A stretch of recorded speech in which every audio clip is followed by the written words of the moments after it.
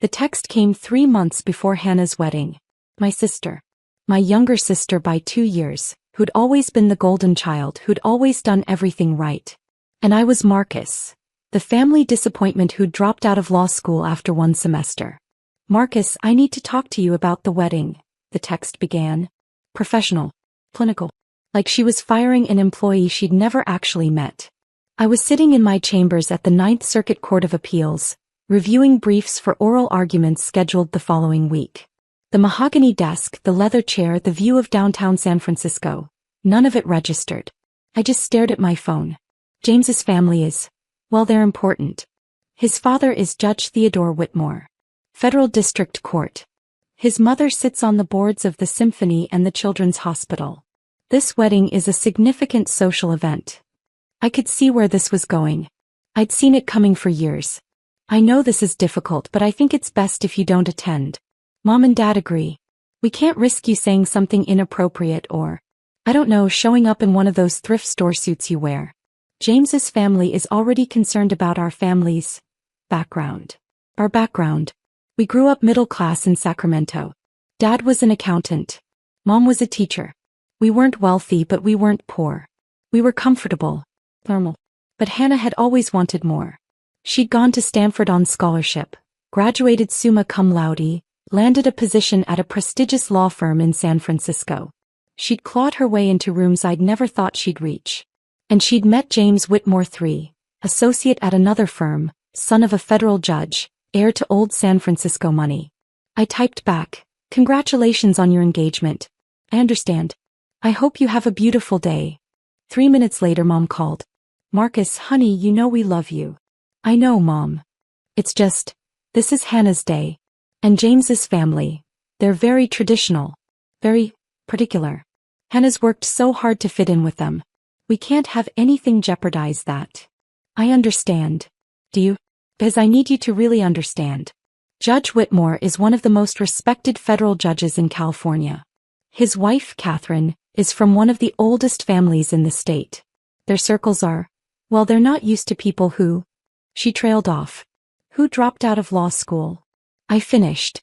"Marcus, you know that's not what I meant." But it was exactly what she meant. It had been 12 years since I'd left Stanford Law after 1 semester. 12 years of being the family embarrassment. The one who'd had a full ride to one of the best law schools in the country and threw it all away. They didn't know why I'd left. I'd never told them. "Hannah asked me to explain the situation," Mom continued. "She doesn't want drama at her wedding. And frankly, neither do your father and I. We've worked very hard to make a good impression on the Whitmore family. We can't have you there in some cheap suit talking about your freelance work or whatever it is you do." Freelance work. That's what I'd told them. Vague consulting. Document review. Research projects. They'd never asked for details. They'd never wanted to know. It was easier for them to believe I was scraping by, barely making ends meet in some tiny apartment in Oakland. "I won't come," I said quietly. "Tell Hannah I understand." "You're such a good brother," Mom said, relief flooding her voice. "This means so much to Hannah. And who knows? Maybe being around James's family will open some doors for your father and me. Judge Whitmore has connections everywhere." After she hung up, I sat in my chambers for a long time. Through the windows I could see the city spreading out below, the financial district, the bay, the Golden Gate Bridge in the distance. My clerk, Jennifer, knocked softly on the door. "Judge Rivera? The Hawthorne brief is ready for your review." "Thank you, Jennifer. Just leave it on the desk." She hesitated. "Are you all right, sir?" I looked up at her.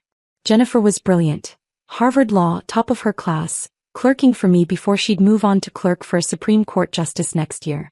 She reminded me of myself at her age. Hungry. Driven. Idealistic. "I'm fine. Family matter." She nodded and left quietly. She knew better than to pry. I'd been appointed to the Ninth Circuit Court of Appeals 3 years ago at 42, one of the youngest appellate judges in the country. Before that, I'd spent 10 years as a federal prosecutor, building cases against white-collar criminals, corrupt officials, organized crime figures. I'd won 98% of my cases. I'd been profiled in legal journals. The Attorney General had personally called to congratulate me on my appointment. And my family had no idea. When I dropped out of Stanford Law after one semester, I hadn't actually dropped out. I'd transferred to Harvard on a full scholarship. I'd graduated top of my class 3 years later, turned down offers from every major firm in New York and D.C., and joined the U.S. Attorney's Office in San Francisco. I'd spent those years building a reputation, building a career, building a life, and I'd let my family believe I was a failure. But at first it was protection. That one semester at Stanford had taught me something crucial. My family couldn't handle my success. When I'd been accepted to Stanford Law with a full scholarship, Dad had immediately started planning how I'd help him with his taxes, how I'd review his business contracts, how I'd get him connected with important clients. Mom had started introducing me as my son the lawyer before I'd even started classes. Hannah, still an undergrad at the time, had become cold and competitive, suddenly worried that I'd overshadow her achievements. So when I transferred to Harvard, I simply didn't tell them. I let them believe I'd quit, that I was working odd jobs, that I was the family disappointment. And then it became something else. It became a test. Would they love me without the success? Would they value me as a person, not as a trophy or a resource? They'd failed that test spectacularly. Over the years, I'd watched them pour everything into Hannah. Every conversation was about her accomplishments, her cases, her partnership track, her engagement to James Whitmore III. They'd helped her with down payments, car payments, referred clients to her firm. And they'd treated me like I was invisible. Like I was an embarrassment they had to manage. Thanksgiving dinners where they'd tell me to keep quiet about my work. Christmas parties where they'd introduce Hannah and then quickly change the subject when someone asked about me. I'd been patient. I'd been quiet. I'd been watching. And now Hannah was marrying into the Whitmore family. Judge Theodore Whitmore. Federal District Court, Northern District of California. I'd sat next to him at judicial conferences. We'd served on panels together. He'd written me a personal recommendation letter when I'd been nominated for the Ninth Circuit. He'd called me the finest legal mind of my generation. He had no idea I was Hannah Rivera's brother. Why would he? She'd gone by Hannah Rivera Sterling professionally, using our mother's maiden name to distance herself from our family's middle-class origins. And I'd never mentioned the connection. 3 months passed. I watched from a distance as the wedding planning consumed my family. Mom called occasionally, always brief, always apologetic but firm about me not attending. Dad sent a few texts, mostly asking if I was doing okay financially, in a way that made it clear he assumed I wasn't. Hannah never called at all. The wedding was set for the Whitmore estate in Pacific Heights, one of those old San Francisco mansions that had been in the family since the gold rush. 300 guests. String quartet. 5-course dinner. Coverage in the society pages. I wasn't invited. I'd accepted that. What I hadn't accepted was the call from my colleague 2 weeks before the wedding. "Marcus, this is awkward," Judge Patricia Chin said. She was a fellow Ninth Circuit judge appointed the same year I was. "We'd become friends. But I need to give you a heads up." "About what?" "Theodore Whitmore's son is getting married. James Whitmore III. Big society wedding. Theodore's been talking about it at conferences. Apparently his future daughter-in-law is from a respectable middle-class family, his words, and he's pleased that his son is marrying someone with traditional values." My stomach tightened. "Patricia, what does this have to do with me?" "Theodore invited me to the wedding.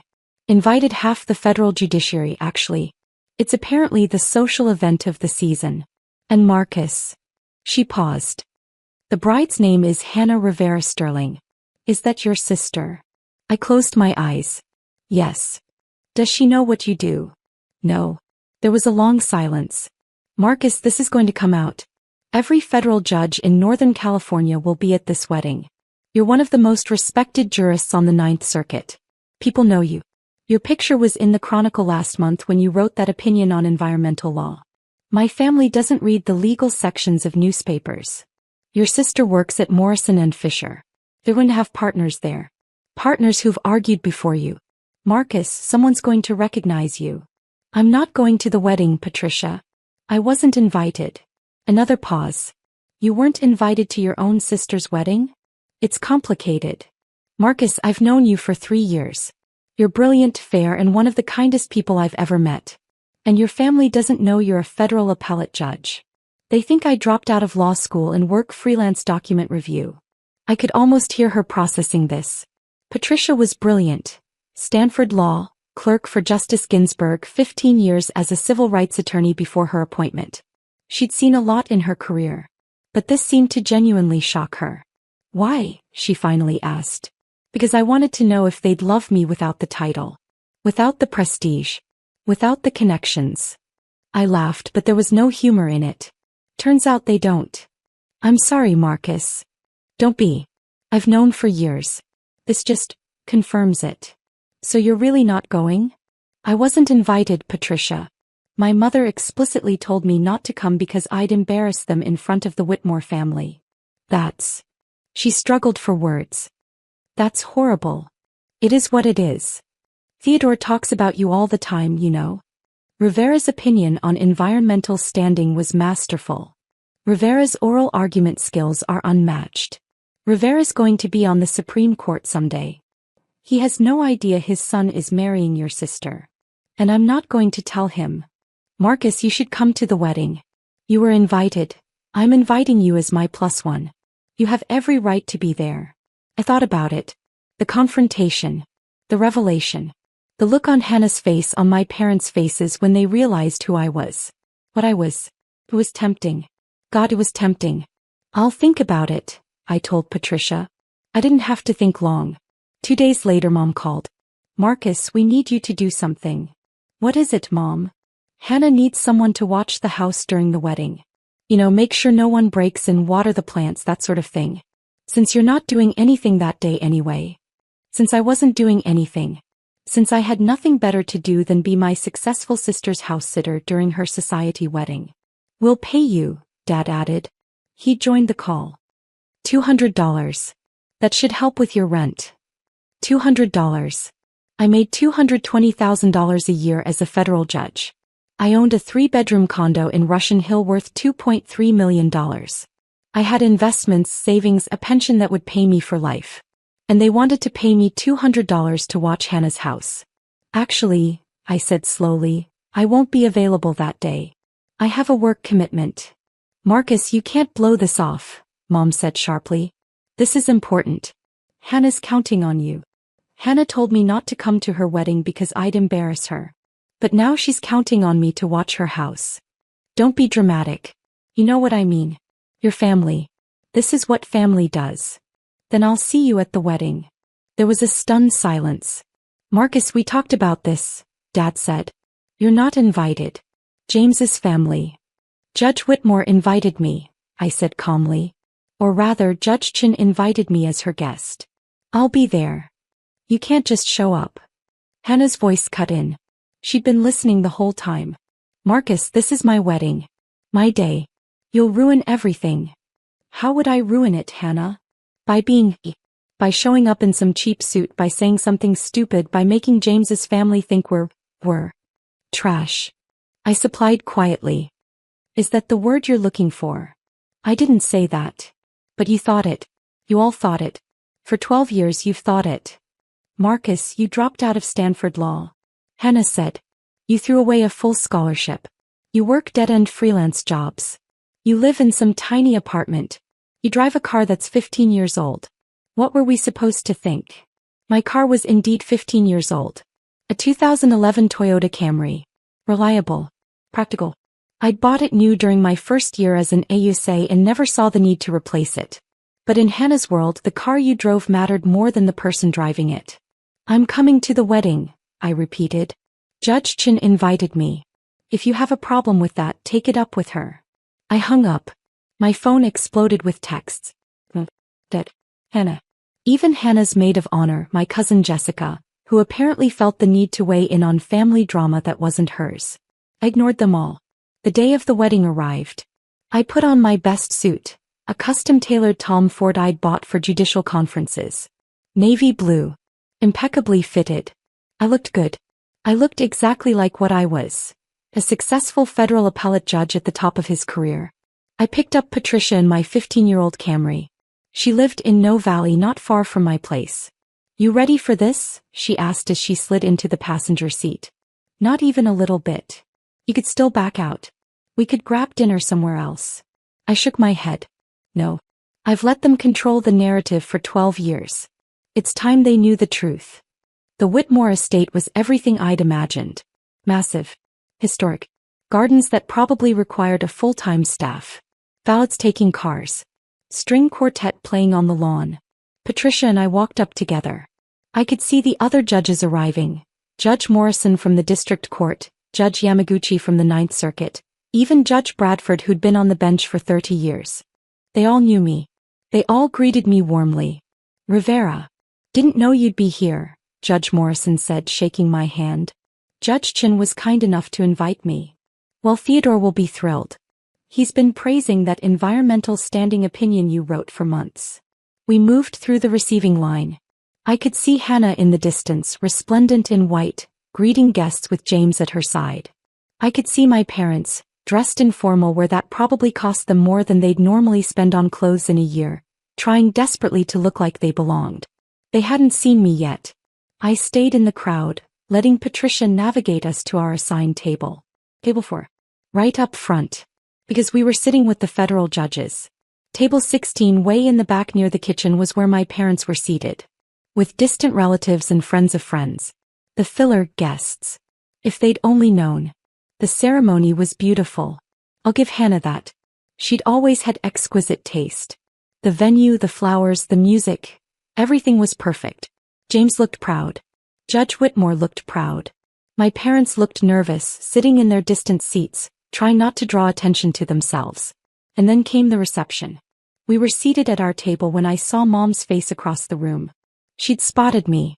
I watched the confusion, then the shock, then the absolute horror cross her features as she realized I was not only there, but seated at one of the best tables in the house. She whispered urgently to Dad. He turned. His expression mirrored hers. Hannah hadn't seen me yet. She was too busy greeting the important guests at the front tables. The partners from her firm. The politicians. The society figures. The people who mattered. Dinner was served. 5 courses, each more elaborate than the last. The judges at my table were good company. We talked about recent cases, upcoming arguments, changes in federal procedure. Rivera, your dissent in the Martinez case was masterful, Judge Yamaguchi said. Scalia-level precision. Thank you, Judge. Though I wish it had been the majority opinion. Give it time. Your reasoning will win out. It always does. I saw Hannah's head turn. She'd heard my name. She was scanning the room trying to locate me. Our eyes met across the reception hall. I watched her face go through several emotions in rapid succession. Confusion, recognition, disbelief, horror. She said something to James. He looked confused. She pointed at me, clearly agitated. James looked over, saw me sitting with the federal judges, and his confusion deepened. Then I saw him lean over and whisper something to his father. Judge Theodore Whitmore turned in his seat. He saw me. His face lit up with genuine pleasure. He stood. He walked across the reception hall toward our table. Hannah tried to stop him. I saw her grab his arm, saw her saying something urgent. He patted her hand absently and kept walking. Marcus Rivera, he said warmly as he approached. I didn't know you'd be here. This is wonderful. The entire reception had gone quiet. 300 people watching as one of the most powerful federal judges in California crossed the room to greet someone at table 4. I stood and shook his hand. Judge Whitmore. Thank you for having me. And congratulations. James is a lucky man. He is indeed. Hannah is remarkable. Sharp mind. Great instincts. He turned to the table. Have you all met Judge Rivera? Ninth Circuit. One of the finest legal minds I've encountered in 30 years on the bench. I could see my family's faces. Mom's mouth was open. Dad looked like he might be sick.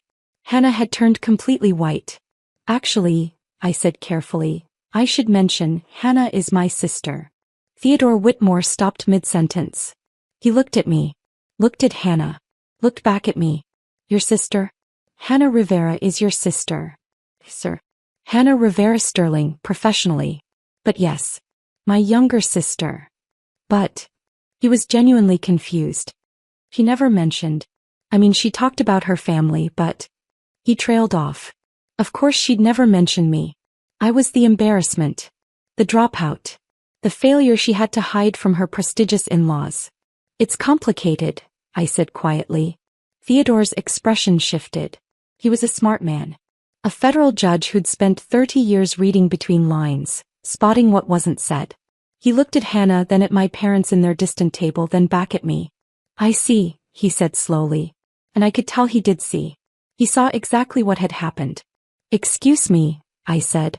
I should probably go speak with my family. I walked across the reception hall. Every eye was on me. 300 people watching the family drama unfold. I reached my parents' table.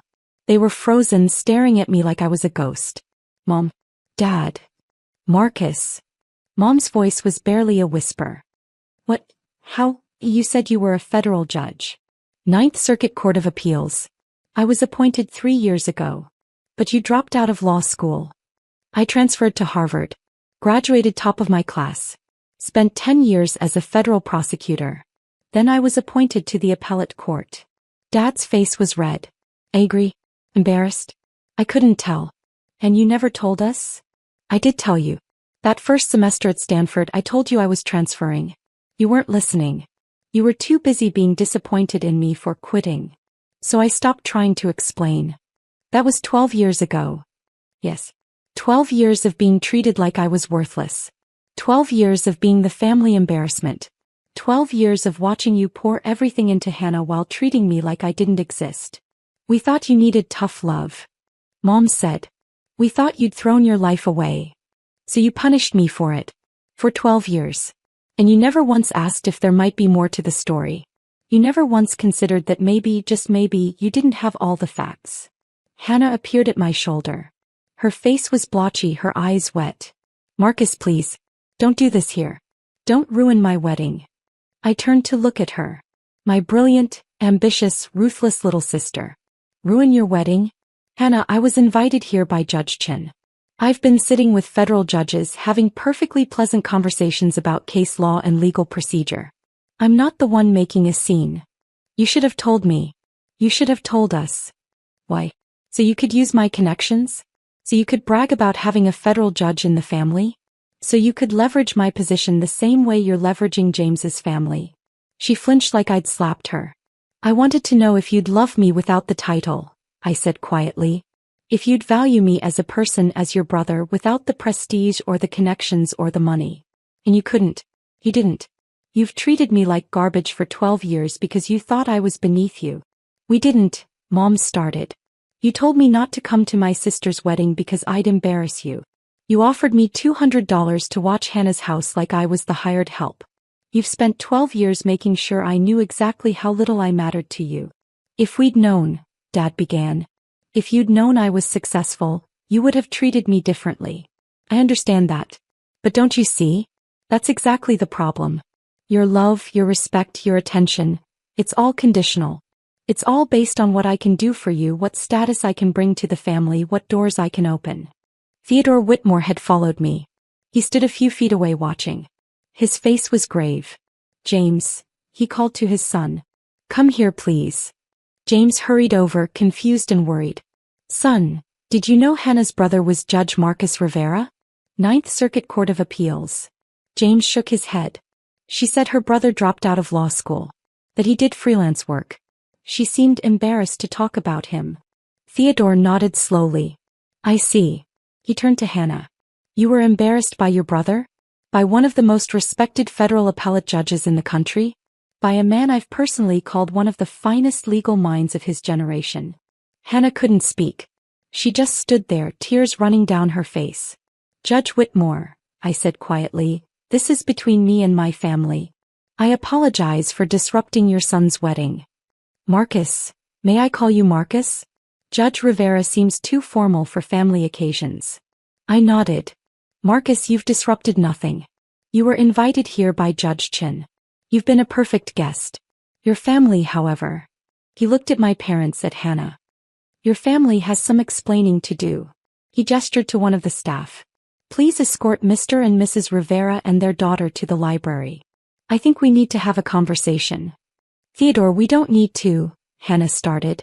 We do, he said firmly. James's wedding day or not, we absolutely do need to have this conversation. Because the woman my son is marrying just told me that her brother, a federal appellate judge, dropped out of law school and was too much of an embarrassment to invite to her wedding. We moved to the library. Theodore, his wife Catherine, James, Hannah, my parents, me. Patricia had followed at a discreet distance, positioned to intervene if needed. Theodore closed the doors. Someone explain this to me. Because right now, it looks like Hannah deliberately misrepresented her family situation to my son. And that's a problem. I didn't lie. Hannah protested. I thought Marcus had dropped out. I thought he was. You thought wrong, I said. Because you never asked. None of you ever asked what actually happened. You let us believe, Mom started. I told you I was transferring. You chose not to believe me. You chose to see what you wanted to see, the disappointing son who'd thrown his life away. It fit your narrative better. It made Hannah look better by comparison. So you went with it. Catherine Whitmore spoke for the first time. Her voice was cold. Are you telling me that you've been treating your son, a federal appellate judge, like a failure for over a decade? Mom couldn't meet her eyes. And you, Catherine turned to Hannah, you were so embarrassed by your brother that you told my son he'd dropped out of law school? That he wasn't suitable to attend your wedding?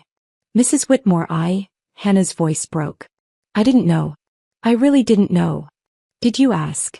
Catherine's question was sharp. Did you ever, in 12 years, ask your brother what he was actually doing? Silence. I didn't think so. Catherine looked at her husband. Theodore, I think we need to reassess some things. Theodore nodded. He looked tired. Disappointed. James, I think you and Hannah need to have a serious conversation about honesty and family values. James looked shell-shocked. Dad, Not now, son. But soon. These are not the values we raised you with. And they're not the values I expect in my daughter-in-law. He turned to me. Marcus, I owe you an apology. I've sat next to you at conferences. I've praised your work. I've considered you a friend and colleague. And I had no idea you were being treated this way by your own family. You didn't need to know, Judge Whitmore. This isn't your problem. It became my problem when my son married into this family. And it's my problem now because I have a great deal of respect for you, and I'm genuinely angry on your behalf. He looked at my parents. You should be ashamed of yourselves. Dad found his voice. We made a mistake. We see that now. But Marcus, you have to understand. I understand perfectly. You're upset because you just found out I could have opened doors for you. You're upset because you just realized how useful I could have been. You're not upset because you hurt me. You're upset because you missed out on 12 years of connections. The truth of it hung in the air like smoke. Marcus, Mom said desperately, we love you. We've always loved you. No, you haven't. You've loved the idea of me. You loved me when you thought I was going to be a successful lawyer you could brag about. And then when that didn't happen, or when you thought it didn't happen, you discarded me. You loved Hannah because she was everything you wanted in a child. Successful. Connected.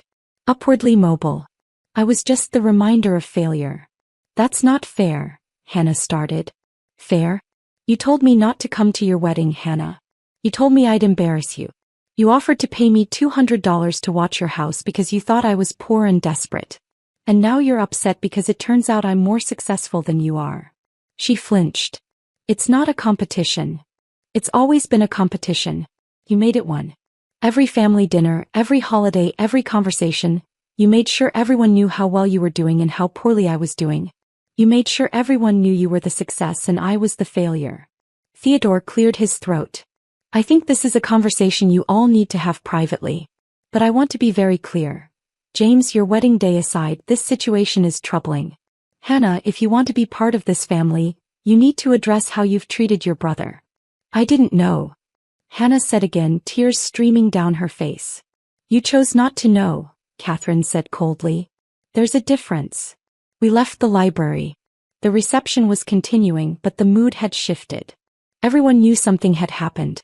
The judges at my table looked at me with sympathy. The other guests were whispering. Hannah tried to salvage the evening, but it was impossible. The damage was done. James looked at her differently now. Theodore and Catherine kept their distance. And my parents sat at their back tables, stunned and silent. I found Patricia. I think it's time to go. You sure? We haven't had cake yet. I'm sure. As we walked out, Theodore caught up with us. Marcus, wait. I turned. I meant what I said in there. I have tremendous respect for you. As a jurist, as a colleague, and now, knowing what you've endured from your family as a person. You've handled this with remarkable grace. Thank you, Judge Whitmore. And Marcus? Your family's loss is the legal community's gain. We're lucky to have you. I nodded, not trusting myself to speak. Patricia drove us home in silence. We stopped at a bar in North Beach, ordered drinks, and sat without talking for a long time. You okay? She finally asked. I don't know. Ask me in a week. That took courage, what you did. Or stupidity. I'm not sure which. Courage, she said firmly. Definitely courage. The next morning, I woke to 47 missed calls and 126 text messages. Dead. Hannah. Even James. I ignored them all. A week later, a letter arrived. Formal. Legal letterhead. From Theodore Whitmore's personal attorney. My heart sank. Was he going to sue me? Accuse me of ruining his son's wedding? I opened it carefully. Dear Judge Rivera. After the events of last Saturday, Judge Theodore Whitmore would like to extend a personal invitation to you for dinner at his home. He understands if you would prefer to decline given the circumstances, but he wishes to make clear that he considers you a valued colleague and friend, and he would very much like to continue your professional and personal relationship independent of your family connections. Please contact his office at your convenience to arrange a suitable date. I stared at the letter for a long time. Then I called Patricia. He wants to have dinner with me. Theodore Whitmore. Wants to have dinner with me. Of course he does. You're brilliant, you're accomplished, and you just proved you have more integrity in your little finger than your entire family combined. Should I go? Marcus, that man has been praising you for years. He recommended you for the Ninth Circuit.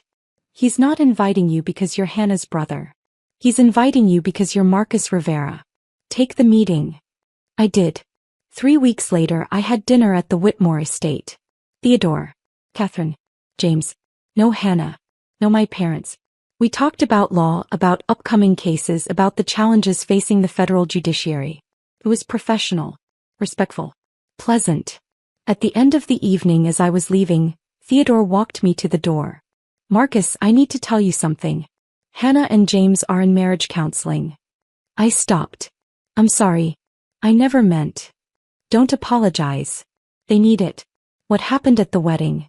It revealed some issues that needed addressing. Hannah's relationship with the truth, with her family, with her own insecurities. James's tendency to take things at face value without asking questions. They're working through it. And you? How do you feel about all of this? Theodore smiled sadly. I feel like I failed my son. I taught him to value prestige and status. I taught him that success mattered more than character. And he chose a wife who embodied those values. So in a way, this is my fault too. Judge Whitmore. Theodore. Please. Call me Theodore. Theodore, you're not responsible for my family's behavior. No. But I am responsible for teaching my son the values that made that behavior acceptable to him. Hannah told him her brother was a dropout and James never questioned it. Never thought to ask why a family would treat a member that way. He just accepted it because it fit the narrative they wanted. Is Hannah angry with me? Furious. Humiliated. Embarrassed. All of the above. But she's also starting to understand what she did. What your whole family did. The counselor has been enlightening for both of them. What about my parents? They've called here 17 times.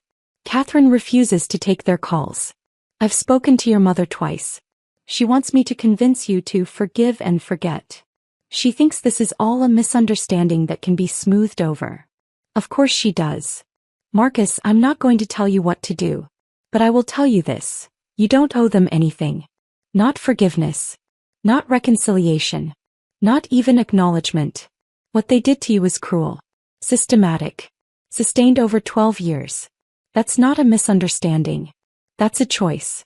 I nodded, feeling the weight of his words.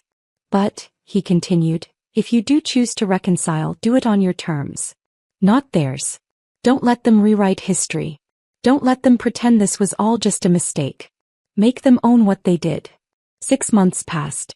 Hannah and James stayed married, but the relationship was strained.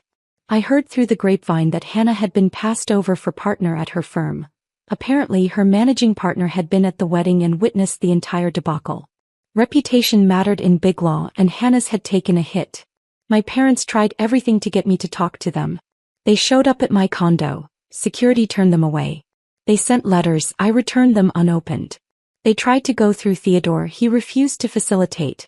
Finally, Dad sent a text that was different from all the others. Marcus, I'm not asking for forgiveness. I'm not asking you to forget. I just need you to know that I understand now. I understand what we did to you. I understand why you stopped trying to tell us the truth. And I understand that we don't deserve another chance. But I love you. I've always loved you. And I'm sorry. I'm so sorry. I read that text 20 times. Then I wrote back, I appreciate you saying that. But I need time. A lot of time. Maybe someday we can talk. But not today. His response was immediate. I understand. I'll be here whenever you're ready. I love you, son. It wasn't reconciliation. It wasn't forgiveness. But it was acknowledgement. And maybe someday it would be enough. A year after the wedding, I was nominated for the Supreme Court. Youngest nominee in 60 years. Theodore Whitmore wrote my recommendation letter. So did Patricia Chin. So did every judge I'd ever worked with. The confirmation hearings were brutal, but I was confirmed by a substantial majority. My parents watched it on C-SPAN. Hannah called to congratulate me. Her voice was subdued, careful. Marcus, I know I don't deserve to say this, but I'm proud of you. Thank you. I've been in therapy, working through a lot of things. About myself. About our family. About what I did to you. That's good, Hannah. I don't expect you to forgive me. I just wanted you to know that I understand now. I understand what I did. And I'm sorry. I'm so sorry. I know you are. Can I ask you something? Why didn't you ever fight back? Why didn't you just tell us the truth? Force us to see. I thought about that for a long time. Because I wanted you to choose to see me. Not because I made you. Not because I proved something to you. I wanted you to look at me, Marcus, your brother, your son, and decide I was worth knowing. Worth respecting. Worth loving. Even if I had dropped out of law school. Even if I was working freelance document review. I wanted you to value me as a person, not as a credential. He was crying now. We failed that test, didn't we? Yes. You did. I'm sorry. I know. We hung up. I didn't know if we'd ever have a real relationship again. But at least now she understood what had been broken. What had been lost. I sat in my new Supreme Court office. Larger than my Ninth Circuit chambers with a better view, more history, more weight.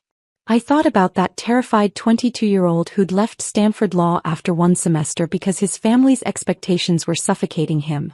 That kid had made the right choice. He'd chosen truth over appearances. He'd chosen integrity over approval. He'd chosen himself. And now, 30 years later, sitting in the highest court in the land, I knew one thing with absolute certainty. I'd rather be unloved for who I really am than loved for who they wanted me to be. That was the real victory. Not the nomination. Not the career. Not the vindication. The real victory was knowing finally that I was enough. Exactly as I was. And I always had been.